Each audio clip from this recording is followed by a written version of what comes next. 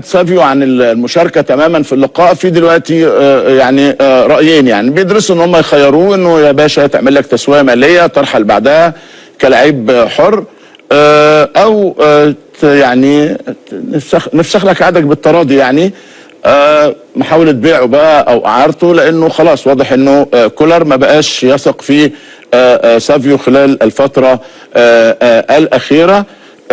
ده ماشي اوكي، اذا كان عاجبك ده اوكي.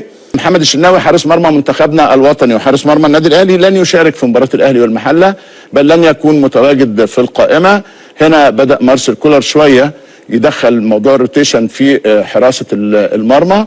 علي لطفي هو المرشح الاول لحراسه مرمى الاهلي في هذا اللقاء، لانه الشناوي انتم عارفين كان جاله شد في مباراه مصر وملاوي، وكان خرج بين شوطي اللقاء، لكن رجع عاد لعب مباراه الهلال وكالعاده سدا منيعا امام يعني كل هجمات سؤال الاهلي. لم يختبر الشناوي لم يختبر في هذا اللقاء، لكنه الشناوي حارس مرمى كبير، حارس مرمى عظيم. يعني يا عم كل حراس مرمى النادي الاهلي سدا منيعا وها وكل حاجه. لو جبنا النهارده علي لطفي ولا مصطفى شوبير ولا مخلوف ولا حمزه، لو جبناك انت الشخصيه من الاستوديو وقفت هتبقى توب التوب. يعني يقولوا اول حاجه طبعا في كم من التلفيق والكذب من مسؤولي الهلال السوداني لمحاوله تغطيه موقفهم الضعيف امام جمهورهم وايجاد اعذار واستغلال طيبه الشعب السوداني في ان هم يصدقوا القصه الكذابه اللي انتم بتقولوا عليها. جايبين فيديوهات باين جدا ان جمهور الاهلي بيقول العبيط اهو.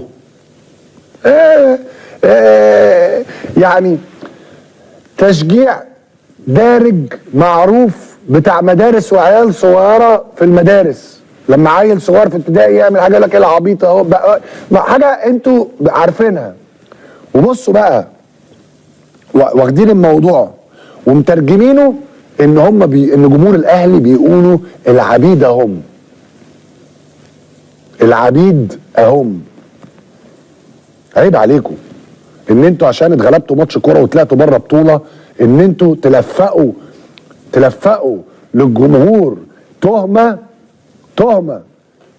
واضحه زي الشمس لاي عيل صغير ان الجمهور بيقول العبيط اهو. ما هو انتوا واحد من لعيبتكم عمال يرد للعيبه للجمهور ويشاور وكل حاجه هيقولوا له ايه؟ يعني طبيعي ده جمهور كوره. يا عم السبب يسيحوا السياحه مطالب لما يسيحوا يصعبوا على الكاف مثلا يخليهم يساعدوا كافضل توالت ولا حاجه. بس غريب ان ميدو بيدافع عن الحق ولا مننا في رمضان يعني.